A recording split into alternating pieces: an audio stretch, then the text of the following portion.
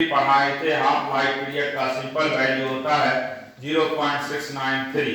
अगर एक half life period रहेगा तो n0 into 1/2 पे पावर 1, 2 हाफ लाइफ पीरियड रहेगा तो n0 into 1/2 पे पावर 2, 3 रहेगा तो n0 into 1/2 पे पावर 3 और n रहेगा तो n0 into 1/2 पे पावर n। हमने बोले यहाँ पे कि n दो चीज का रेशियो है बाबू, t/t half total given time by half life time period. अब ये क्वेश्चन बोर्ड में बराबर पूछा जाता है, यहाँ बोर्ड में सीबीएसई में ये क्वेश्चन दिए जाते हैं।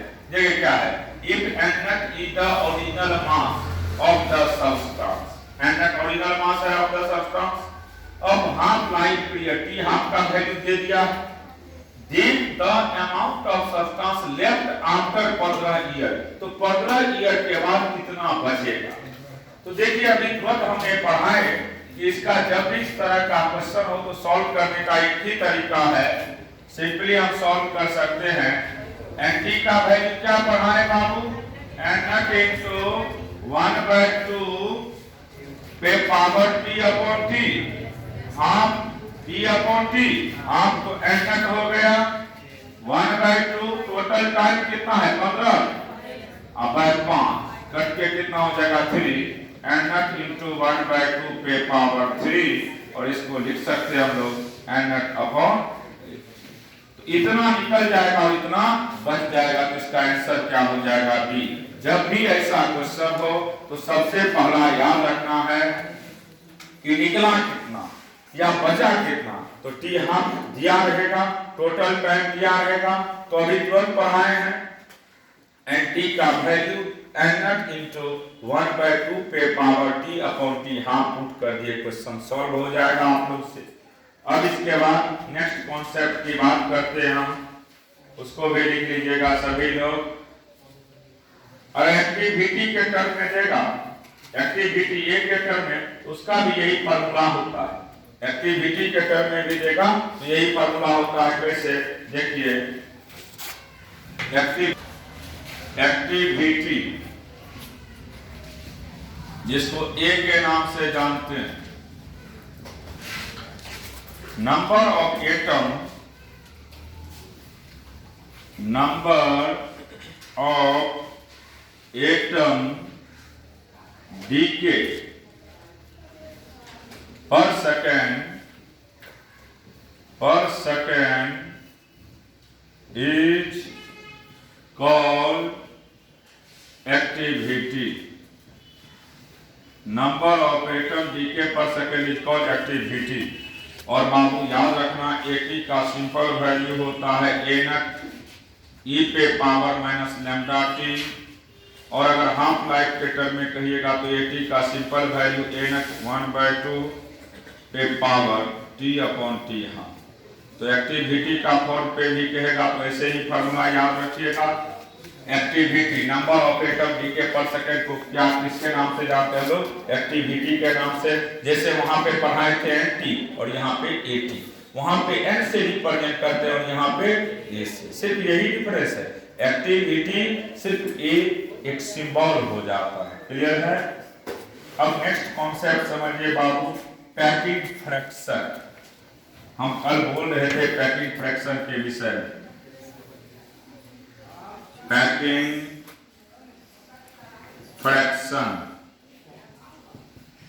पैकिंग फ्रैक्शन की बात कर रहे हैं। Packing fraction, access mass per nucleon, excess mass per nucleon is called packing fraction, packing fraction।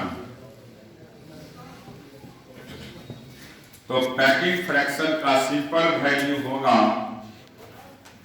Packing fraction की बात करते हैं हम लोग तो सिंपल याद रखिएगा m - a by a, m - a by a, where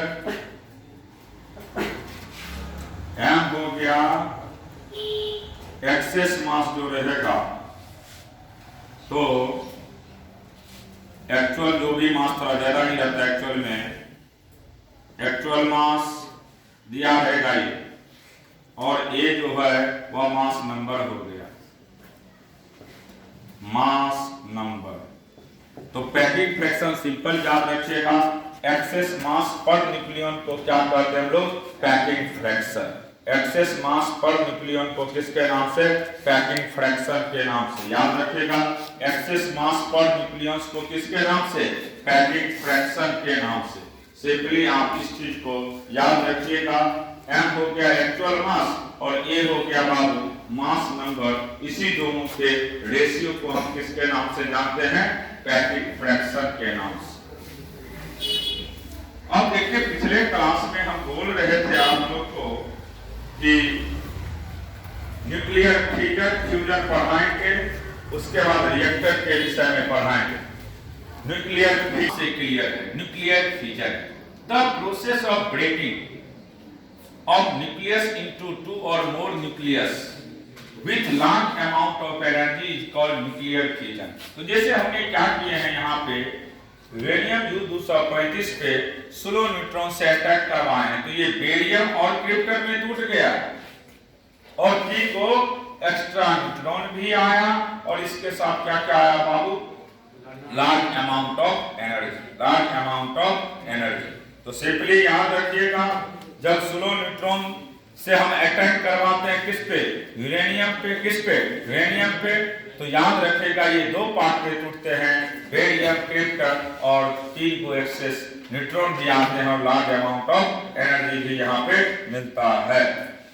याद ये रखिएगा आप लोग, इसमें 1 जो एटम U-235 होता है उसका एनर्जी 200 मेगा इलेक्ट्रॉन वोल्ट होता है। कितना, बहुत ज्यादा होता है। तो देखिए हम लिख देते हैं 1 atom of U-235 release about कितना बाबू, 200 मेगा इलेक्ट्रॉन वोल्ट। फिर अनकंट्रोल पूछता है, uncontrol nuclear reaction. Uncontrol nuclear reaction का कौन एग्जांपल होगा, जानते हो ना, एटम बम। एक बार गिरा दीजिएगा तो किसी के ये कंट्रोल में नहीं होता, इसलिए सभी देश एक दूसरे को धमकी देते रहता है लेकिन कोई गिराता नहीं। धमकी जरूर देता है कि हम एटम बम गिरा देंगे, क्यों, क्योंकि एक बार ये हाथ से निकल गया तो फिर इसको कोई कंट्रोल नहीं कर सकता। तो ये बोर्ड में पूछता है कि अनकंट्रोल न्यूक्लियर रिएक्शन क्या है, तो याद रखिएगा एटम बम। कंट्रोल क्या होगा बाबू, इसमें कंट्रोल भी पूछता है। तो कंट्रोल, अगर control nuclear reaction, nuclear fusion reaction की बात करेगा तो इसका एग्जांपल होगा nuclear reactor. Nuclear reactor, nuclear reactor जो है वह कंट्रोल है, उसको आप कंट्रोल करके रखते हैं। न्यूक्लियर रिएक्टर, न्यूक्लियर रिएक्टर कौन सा रिएक्शन है बाबू, control.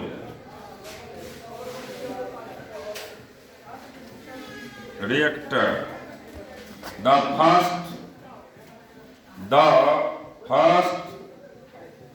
control reaction was carried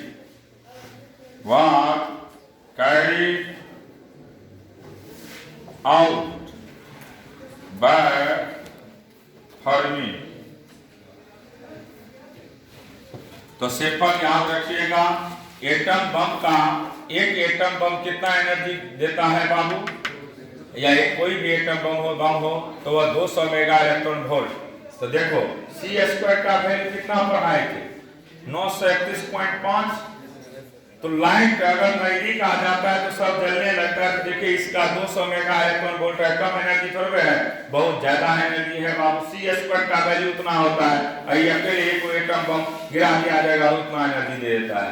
उसके बाद अनकंट्रोल न्यूक्लियर रिएक्टर क्या है बाबू? एटम बम कंट्रोल है न्यूक्लियर रिएक्टर, और कंट्रोल न्यूक्लियर रिएक्शन को फर्स्ट बार करने का काम किसने किया था?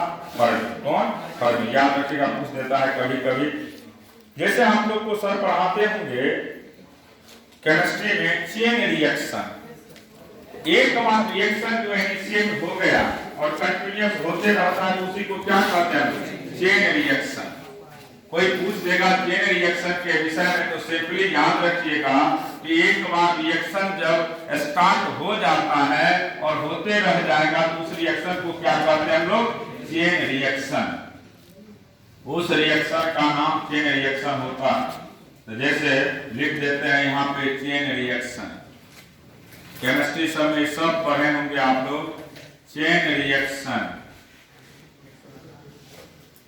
Chain reaction, those reaction,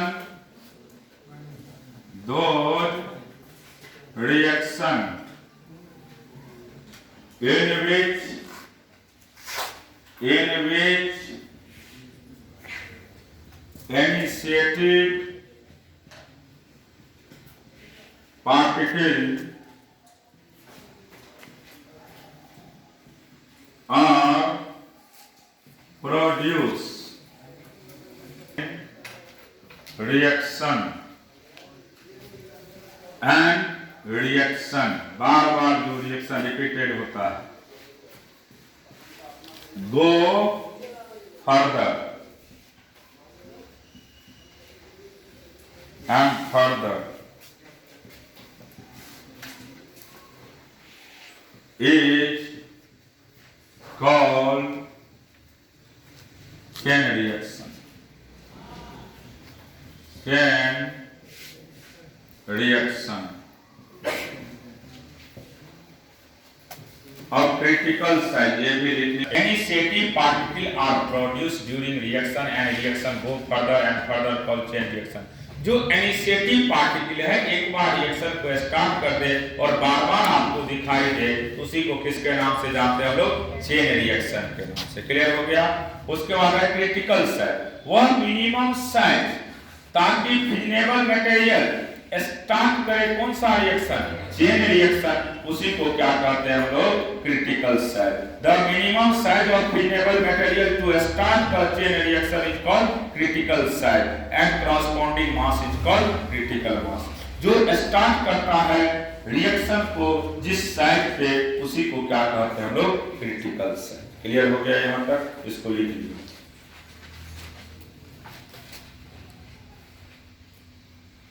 factor और मल्टीप्लिकेशन फैक्टर के पूछा जाता है।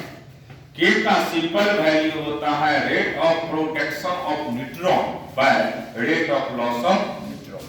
कितना न्यूट्रॉन मिल रहा है उसमें से कितना लॉस हो गया, उसी दोनों के रेशियो को हम के नाम से जानते हैं।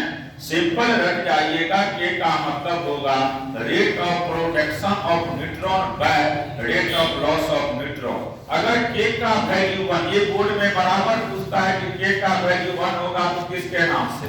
तो के का वैल्यू 1 होगा तो रिएक्शन कंट्रोल होगा, दैट इज क्रिटिकल। के का वैल्यू 1 होगा तो रिएक्शन कंट्रोल होगा, दैट इज क्रिटिकल।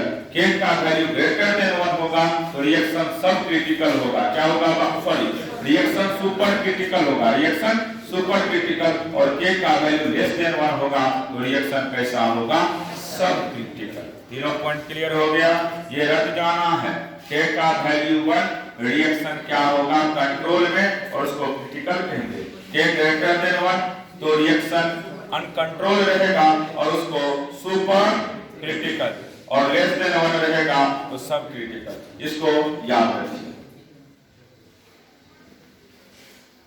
5 मार्क्स का क्वेश्चन बोर्ड में बराबर दिए जाते हैं। न्यूक्लियर रिएक्टर तो हमने लिखे हैं definition, it is powerful device in which nuclear energy produce for constructive purpose. It is based upon control nuclear chain reaction. ये जो है आपको कंट्रोल न्यूक्लियर चेन रिएक्शन है, क्योंकि हमने बोले भी थे इसको, फर्मी सबसे पहले बताए थे इसके विषय में। और इसमें जो कंस्ट्रक्शन होता है, इसमें सबसे पहले जो बाहरी सराउंडिंग जो होता है वह श्रेडिंग किया जाता है। 5 से 7 फीट मोटा कंक्रीट वॉल होता है। इसके अंदर में कंट्रोल रॉड होते हैं और इसको कोर कहते हैं। उसके बाद ये रिफ्लेक्टर है, वह कूलेंट इधर से उधर जाता है, उधर से इधर आता है। ये कूलेंट का काम होता है हमेशा चारों साइड घूमते रहना। और इस कूलेंट में मेनली D2O का यूज करते हैं, भारी जल का। उसके बाद हमें लिखे हैं कि हीट एक्सचेंजर है, जो कि स्टीम जनरेटर होते हैं, यहीं से निकलता है और आपको इलेक्ट्रिसिटी मिलना स्टार्ट हो जाता है। एक स्टीम टरबाइन है और दूसरा वाटर फ्रॉम द कंडेंसर है। तो ये फिगर NCERT का है। इस फिगर को ही आप बोर्ड में बनाइएगा। पहले आप लोग भी फिगर इसका थोड़ा सा बड़ा लेते थे, लेकिन आप सिंपल यही फिगर यूज करिएगा, क्योंकि आपको न्यूक्लियर रिएक्टर में थोड़ा सा बड़ा इसका जो क्वेश्चन का लेवल है थोड़ा बड़ा हो जाता है, वो फिगर बनाते थे। तो इसलिए आप न्यूक्लियर रिएक्टर में यही याद रखिएगा कि ये कंट्रोल चेन रिएक्शन है। इसमें कंस्ट्रक्शन में हम इस चीज का यूज करते हैं। अब देखिए, जब कंस्ट्रक्शन यूज करना सिखा दिए तो कैसे बना है, तो ये भी हमने लिख दिए हैं। तो लिखेंगे यहाँ पे पहला द मेन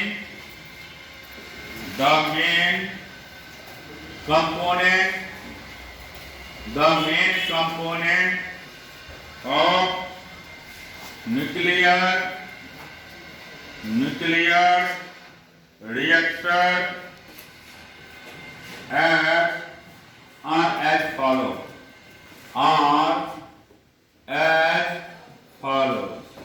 क्योंकि ये 5 मार्क्स में क्वेश्चन देता है तो थोड़ा बड़ा लिखना तो पड़ेगा ही आपको। पहला न्यूक्लियर फ्यूल, इसमें सबसे पहले जो हम यूज करते हैं किसके विषय में बाबू? Nuclear fuel. जब न्यूक्लियर फ्यूल की बात करिएगा तो it is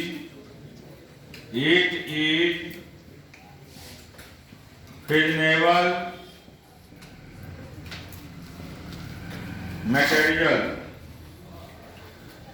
It is fissible material used for the fission process.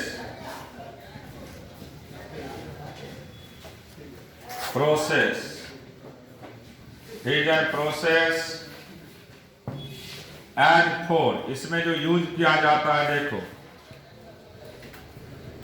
या तो U235 का यूज कर सकते हैं क्योंकि हमारे यहाँ U238 नहीं है, और दूसरा Pu239 का यूज कर सकते हैं। हमारे पास यही दो अवेलेबल है। तो न्यूक्लियर रिएक्टर में हम लोग जो पहला फ्यूल यूज करते हैं या U235 या Pu239, यही दो हम लोग के पास अवेलेबल है इंडिया में।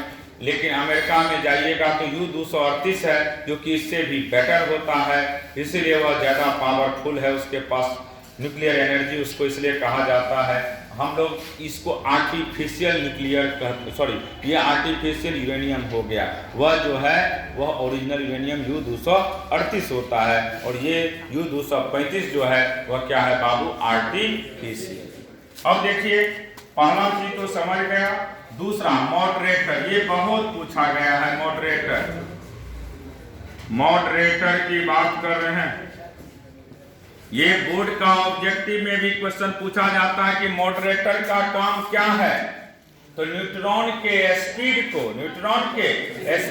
कम करने के लिए किसका यूज करते हैं हम लोग? मॉडरेटर का। ये बराबर क्वेश्चन पूछा जाता है कि मॉडरेटर का काम क्या है, तो रट जाइएगा कि न्यूट्रॉन के स्पीड को कम करने के लिए हम किसका यूज करते हैं? मॉडरेटर का। मॉडरेटर का काम है न्यूट्रॉन के स्पीड को क्या करना? कम करना। तो लिख लीजिएगा इसके विषय में, it is used to slow down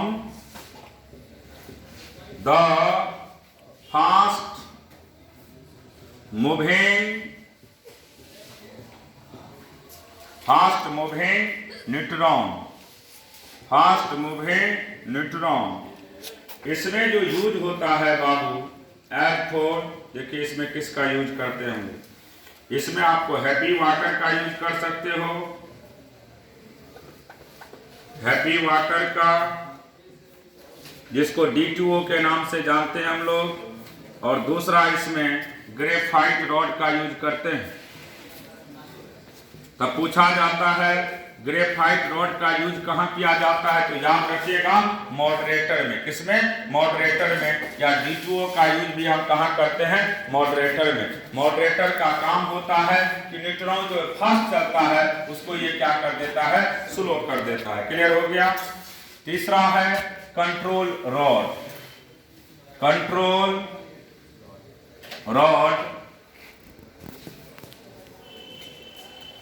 it is used to absorb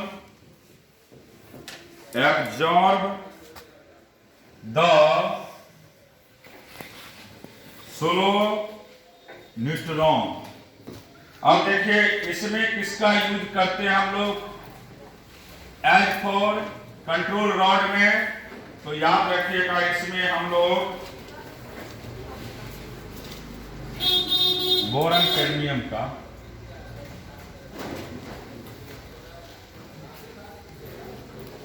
ATC।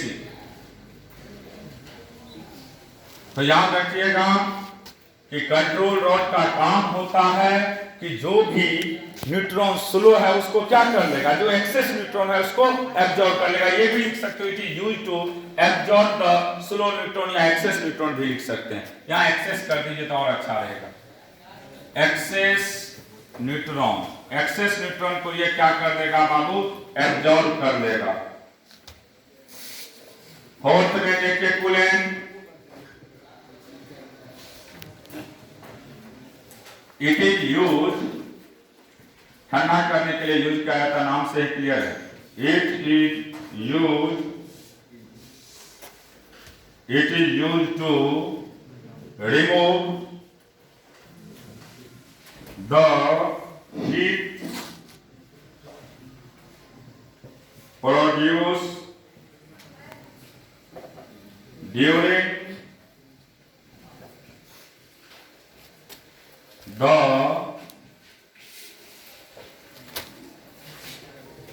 Nuclear fission process.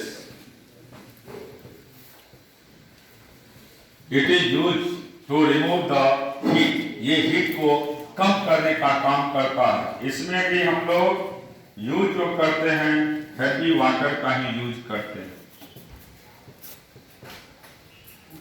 और लास्ट में है आपका स्लेटिंग, यही 4-5 फीट मोटा कंक्रीट का यूज होता है। It is use to prevent the harmful radiation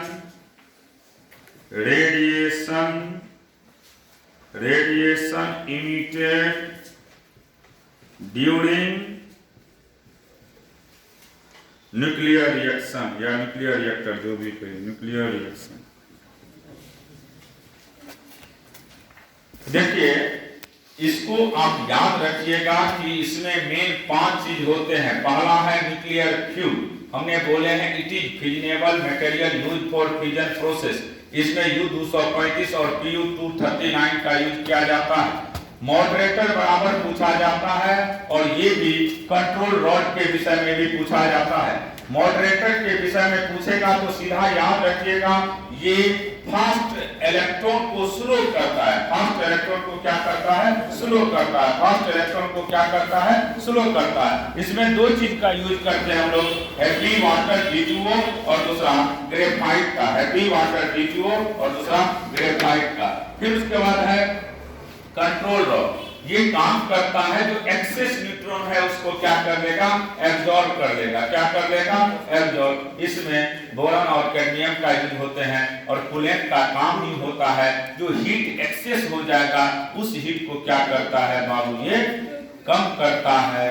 और उसके बाद स्लीडिंग का काम होता है कि जो आपको रिएक्शन होगा तो वहां से अल्फा बीटा निकलेगा, अल्फा बीटा गामा निकलते हैं, तो उस चीज को ये कंट्रोल करता है, रोकता है, बाहर जाने नहीं देता है। अगर बाहर चल जाएंगे तो आसपास जो लोग रहते हैं सभी को अल्फा बीटा और गामा का इफेक्ट पड़ना स्टार्ट हो जाएगा और धीरे धीरे उसका बॉन्ड जो है वह कमजोर होने लगेगा और बेचारे बीमार।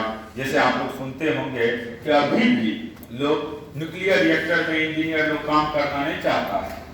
जैसे यहाँ पे है, जमशेदपुर में है, उसके बाद आपको बोकारो में है, यहाँ सब पे लोग काम अभी भी नहीं करना चाहता है। इंजीनियर सैलरी बहुत ज्यादा देता है, लाख से ऊपर देता है मंथली। हम लोग को भी हुआ था, उसमें मार्क बेसिस पे लिया जाता था उस समय में, लेकिन बहुत लोग नहीं जाना चाहते हैं। उसका एक ही परिणाम है कि वहां जाने के बाद 15 से 20 साल के बाद इंसान बीमार होना स्टार्ट हो जाते हैं, क्योंकि वह इंजीनियर जब जो काम करते हैं उसकी बात कर रहे हैं। और जो मान लीजिए वर्कर है उसका तो मत ही पूछिए क्या स्थिति होता है। इंजीनियर तो हमेशा वर्क जो करते हैं वह कंप्यूटर के माध्यम से, कभी कभी जाना होता है। जैसे रिएक्टर मान लीजिए यहाँ पे काम कर रहा है, उसके इर्द गिर्द घूमना पड़ता है देखने के लिए, तब उससे वह इतने हार्मफुल हो जाते हैं।